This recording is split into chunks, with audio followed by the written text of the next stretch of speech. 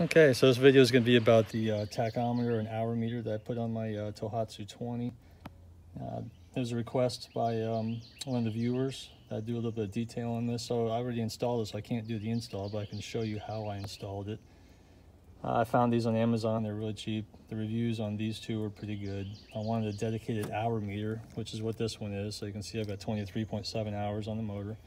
And I wanted that for the braking intervals and just for service intervals. It made it really easy for braking because I saw exactly how many hours were on the motor.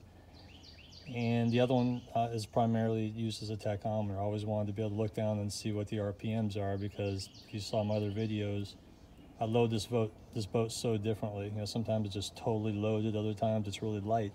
And I changed the prop according to what the load's going to be, so it's easy for me to make sure that I'm not over revving or under revving, you know, based on the load and the prop I choose. So it's nice to have that. I chose to mount it here. You know, you've got the tiller arm and the wiring and cabling that goes inside the motor from here. So I mounted it on here with some zip ties.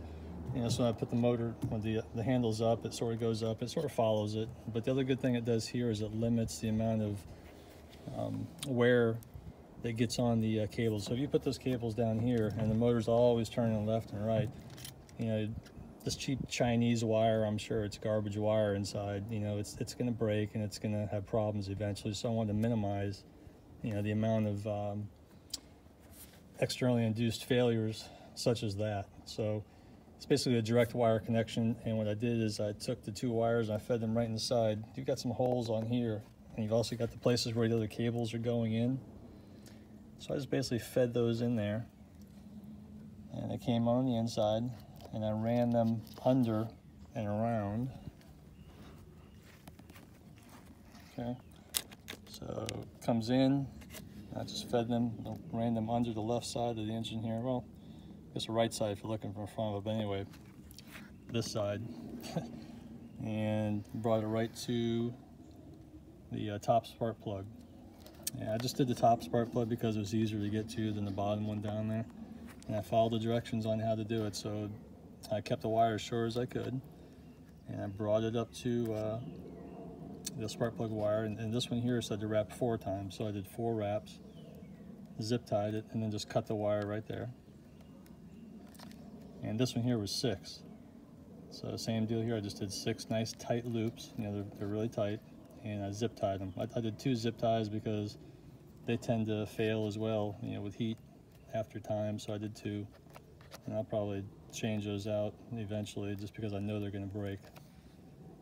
And that's really, you know, how easy it is to install. Keep these wires as short as you can. You know, like I said, I just brought them here, and then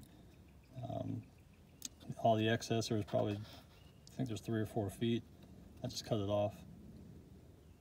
And that way you keep the wire as short as possible and get a better signal back to the unit itself. As far as setup, it's pretty simple. You know, the only one you really need to set up is one that's going to be used as a tachometer, because it has to be set up based on the way the engine fires. You know, 2-stroke, 4-stroke, 1-cylinder, 2-cylinder, and so on.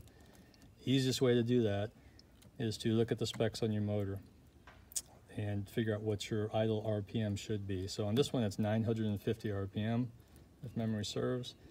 So what I did is I hooked it up, fired up the motor, and I toggled through all of the settings. And then once I got to the setting where it matched the RPM what it's supposed to be, which was 950, and I knew it was correct. And as simple as that. No rocket science there. Let's see, what else can I tell you about it? I really think that's about it. You know, I mean, I'd probably about once a month, whatever number is on my hour meter, I just enter it into my notes along with the date. So if this thing ever dies, which I'm sure it will at some point, at least I have a point of reference. It'll be really close to how many hours are on it. And that's really about it. If there's something I missed, or if you guys have any other ideas or suggestions to do this a little bit better, let me know. And I hope this video helped out. I'll also put some links down in the description to the ones I used here. Again, this is a 2020 Tohatsu 20 horsepower fuel injected. So and they work perfect with it. So I'll put some links down in the bottom of the description to the ones I used. So that's it. Thanks for tuning in. Let me some comments. Let me know if you tried this. Any other suggestions? Anything else I should cover in this video? Kind of did a quickie. Just wanted to do a quick video. But hope it works out. Thanks for watching.